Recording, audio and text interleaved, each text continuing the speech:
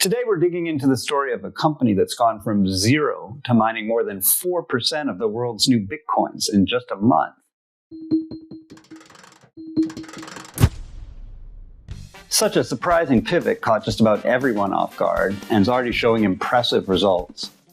It's also lit a fire under the company's stock, which has risen sharply since it disclosed the move. For most of its life, Cango Inc. was a key player in China's auto market, focusing first on auto financing and later shifting to auto trading. But in a dramatic shift, the company on November 6, 2024, revealed a completely new direction with its jump into Bitcoin mining. The twist wasn't mentioned in Cango's latest financial results, nor on its earnings call, both just 2 days earlier. While the move was unexpected, it's already paying big dividends. So what's the story here? Well, less than a month after launching its Bitcoin mining operation, Cango minted 363.9 Bitcoins in November, averaging about 18.85 per day. To put that in perspective, the company now accounts for more than 4% of the world's daily new Bitcoin production, making it one of the top 3 miners globally.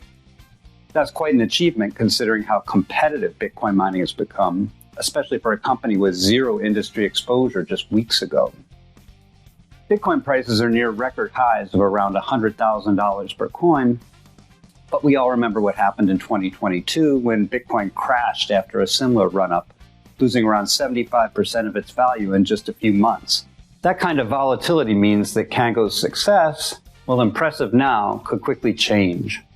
So, while they're doing well today, the future remains far from certain.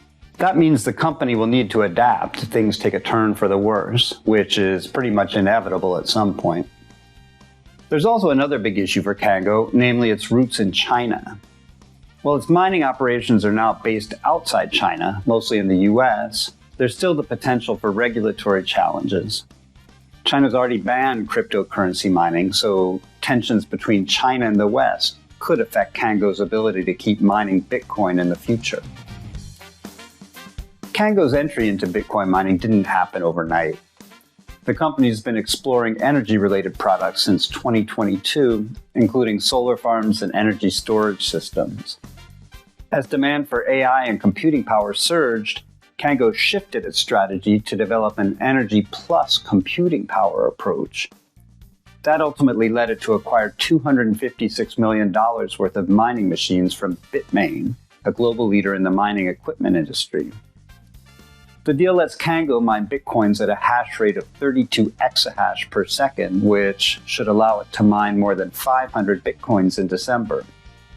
And they're not stopping there. Cango plans to buy another $150 million worth of machines from another group of sellers, including a company called Golden TechGen, which is owned by former Bitmain CFO Max Hua.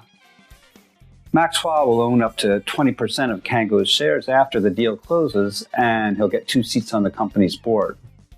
The second deal, if and when it closes, will add another 18 exahash per second to Cango's mining capacity.